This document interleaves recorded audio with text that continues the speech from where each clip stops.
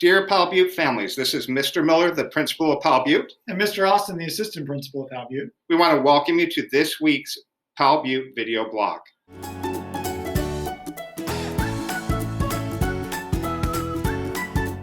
One of the parent concerns that we are getting right now is really about COVID protocols that we're using at Powell Butte, which makes sense because the numbers in the community are higher. And so we wanted to take this weekly blog to talk a little bit more about some of the things that we're doing to help keep students safe.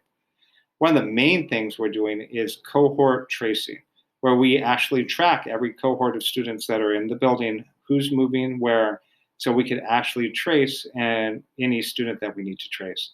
Another step we take is every morning as students enter the building, we're doing screening. We're making sure that we're looking for any visible symptoms and also having them hand sanitize and offering face masks to students who need face masks every morning. And then besides that, as you know, we're putting HEPA filters. There are HEPA filters running in every one of the classrooms. Several classrooms have multiple HEPA filters. And along with that, there's more than ample exchanges of air above what is required, because we just want to make sure that air is moving to always flush out any contaminants in the air. Another place that we're doing quite a bit is protocol is around the lunchroom. Yeah, I know there's been lots of questions about how we're handling time with students demasking to eat. And I can explain a little bit what the lunchroom situation looks like. In the lunchroom, we have it spread out so the students are at least minimum of 6 feet away. And the only time they take off their mask is when they're seated at those 6-foot tables.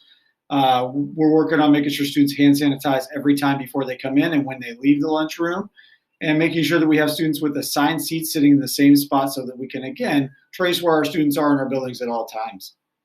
And of course, there's all the different protocols we're doing. One of them, is physical distancing, where, in the classroom, students are always a minimum of 3 feet apart. And then, like you said, in the lunchroom, 6 feet apart, and that physical distance is important. But there's also other procedures that we're doing. Yeah, of course, we're making sure kids are washing hands and using hand sanitizers all the time. We have those in every classroom. They're being used when they come and go from the classroom all the time. And we also have a sanitizing cleaning schedule that is above and beyond what we've done in previous years, where every room is being sanitized every single day. Just know that if we ever have any concern with the symptoms, that's when we are sending students home. We're following our protocol. We have a care room protocol that we are also following to help keep students and staff safe, because that's our number one priority. One of the new exciting things you're going to hear about in our weekly update, and you may have already seen in the superintendent's update, is we have a new COVID dashboard for the school district. Do you want to talk a little bit about that, Mr. Miller? Yeah, you could go to the Subtitles website. It's on the banner. You could actually click that. It'll take you to the dashboard, and you can see reported cases in each of the building, and it helps you keep track, especially as a parent, just so you know what's going on, and it helps you keep informed. And there's different resources around COVID as well in there. And that'll be updated every single Wednesday with the previous week's data. So check it out if you're curious about how things are going in our schools. But if you have individual concerns or you'd like to hear more, because we only listed some of the different procedures and protocols that we're doing that are helping keep students safe, give us a call. We would love to talk to you about it, walk you through the procedures and protocol. As you know, both of us have our own students. I would feel very safe sending my student to the school. In fact, I did. Both my students attended this school. And looking at the protocols we're following, as a parent, I feel safe in this school. Yeah, all of our students and staff are working really hard right now to make it as safe as we can here at Powell Butte.